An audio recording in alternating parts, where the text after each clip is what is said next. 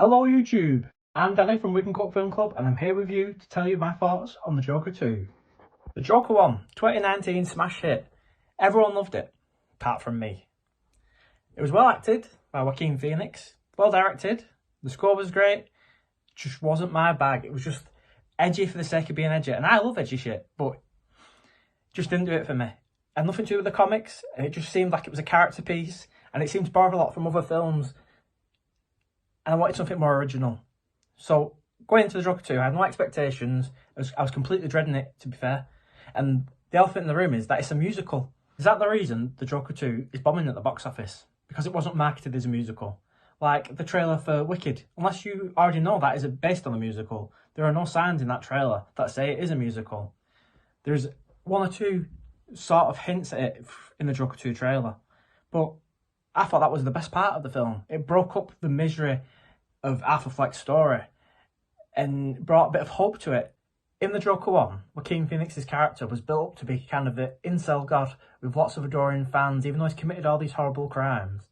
And that was reflected in the marketing campaign.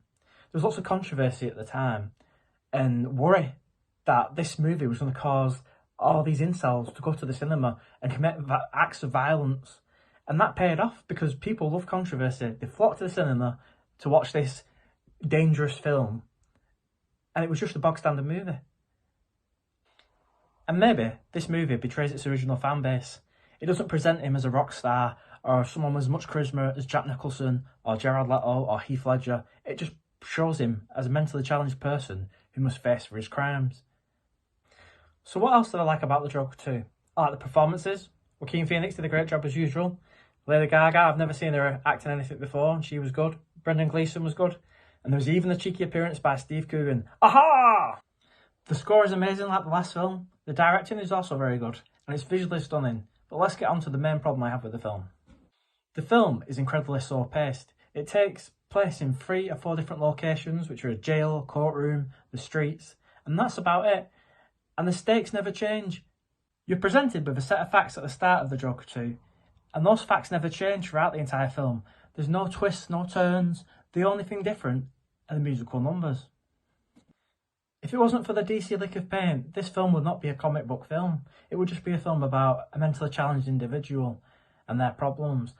And there are plenty of places you can go watch indie films like that.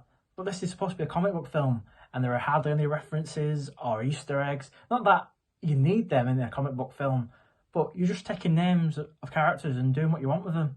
Imagine watching a Star Wars film and it was an episode of Coronation Street in space. It would not be the same. And that's what didn't connect for me in the first film. I'm not even sure I saw the DC logo at the start of the movie, although I might be wrong. But what's stranger than that is in the trailer there are scenes in there that aren't in the film itself, similar to Rogue One. So let's wrap things up. What did I think of the movie? I thought it was okay. Will I watch it again? Probably not. But I did prefer it to the first film. I know I'm in the minority there, so you'll just have to watch it and make up your own mind. That's all from me. Remember, keep it cool.